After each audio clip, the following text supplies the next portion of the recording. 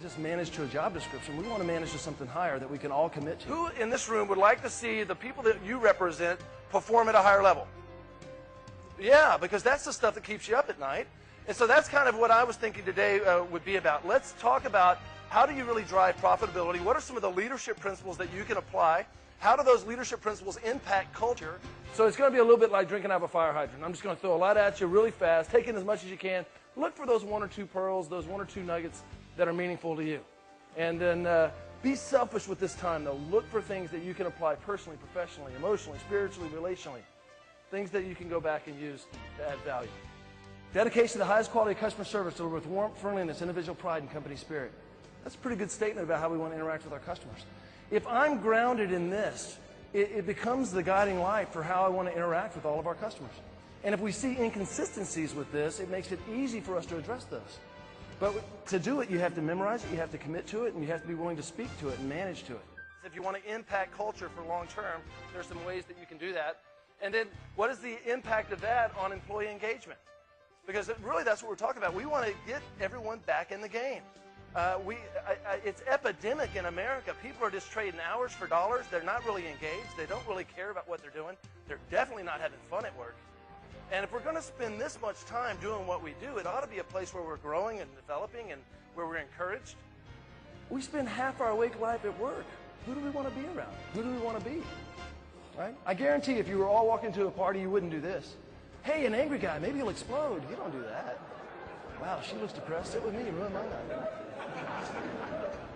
But I watch people go and spend half their awake life at work around angry, depressed people and never do anything about it. And we want to build it right into who we say we are right from the beginning, in our mission. This is who we are. We're fun, we're creative. We want to free people up to be fun and creative. They focus on their strengths and they grow exponentially. You take a customer service person, let them focus on customer service, they'll grow exponentially. You take a trainer, let the trainer focus on training things, and it grows exponentially. You take Jason, put him in accounting, he'll jump off a bridge. It's not like giftedness. I don't think that way. And so this thing around giftedness, and you know what's sad is I see people promote themselves right out of what they love to do and what they're gifted in. They promote themselves right into something they're not gifted in, all for the sake of money. I had a customer service agent in Los Angeles. Right after I got there, she said to me, "I'm not paid to smile. It's not my union contract." Oh, okay. But I had just come out of customer service training where I've been teaching this, so I was well grounded in this. And we trained all of our supervisor in this same kind of thinking. It's not me writing up the employee or me telling the employee they're being insubordinate. It's me reminding the employee of who we are. And that's exactly what I did. I said, "Can you do me a favor, shut your position down, come with me." We went to the back office where we have this mission statement hanging. And I took it off the wall and I said, "Have you seen this?" She said, "Yes." I go, "Let's review it." Dedication, highest quality of customer service, delivered with warmth, friendliness, individual pride, and company spirit. Now, in case you forgot what warm and friendly means, on the back of that, we had behaviorally defined what warm and friendly means. Just three things. You smile, use the customer's name, and you thank them for flying. You are paid to smile. Please go back to work. I'll be letting your union rep know we had this conversation. New York Times did a survey. The number one reason people work in America, guess what it was? Compensation was number 4. Benefits was number 3. Number 2 was the nature of the work. I get to do something I feel competent and capable to do. The number one reason, I want to be recognized as being significant. If 90% of my emotional recognition is going here, what am I training this 80% to do if they want my attention? To go here. You want to radically change the way your department feels? Start using all your emotional energy, recognizing the behavior that you want repeated. Use your best business demeanor. Privately, pull people aside and correct this. You will see people scream that direction. See how different that feels?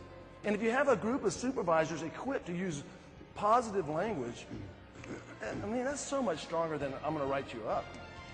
Right? So let's begin to think about who are we? Right? Same is true at home. I have a 5-year-old daughter. She'll climb in the middle of our glass top table to get to the fruit bowl. I'm afraid she's going to fall through. She's built like me. And I'll say, "Laura Lee, honey, you're a good girl. Good girls don't climb on the furniture. Get off the table." I want to reinforce that your behavior is inconsistent with who you are.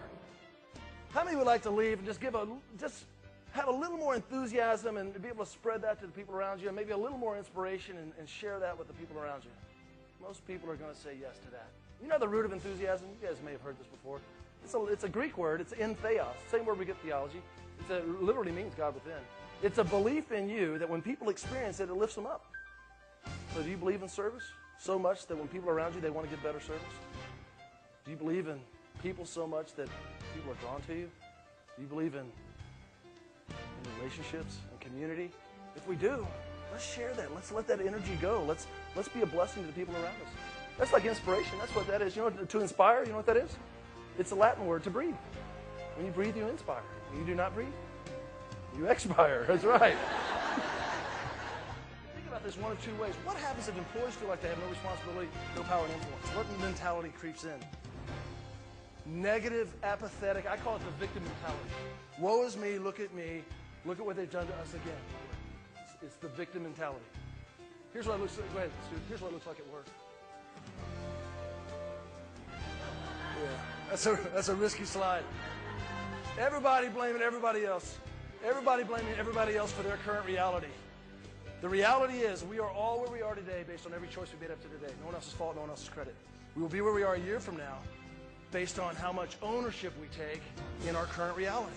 You can be anywhere you want to be, but you have to own your current reality. That's the only way you're going to feel free to have success. And I can feel totally free right now. Right? I can be fully accountable for the mistakes I've made, be fully accountable for the accomplishments, but because I own that. But the minute I start blaming everybody else, I lose power. And if you want to bring this to make it actionable in the workplace, every time someone takes responsibility, give them more power and influence. Or if you want to plug in recognition there instead of power, give people more recognition. Now you see the front line empowered to help customers, empowered to serve each other internally. Every time I go to Hawaii, they greet me in a special way. What do they say? They say aloha. And they don't just say aloha, they also will kiss you on the cheek, or they'll touch cheeks. And I asked a friend of mine over there, Kina Sai, she's an expert in the Hawaiian language. And I said, Kina, what's the deal with aloha?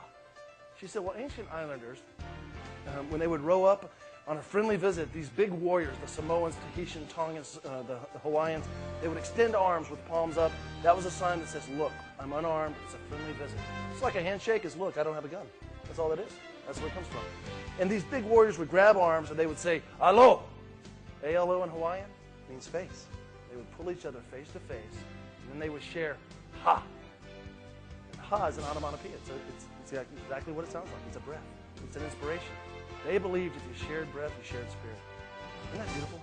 It literally means I welcome you with a blessing. I welcome you with my spirit. Right? They say aloha when you leave. There's no formal word for goodbye.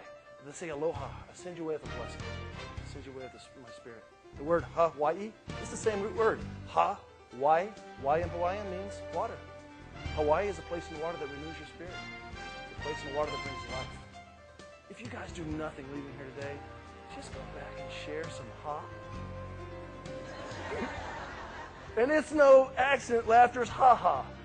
Right? Now, I made that up, but I think it fits. Let's laugh more, let's love more, and let's bless each other more. You guys have been a blessing.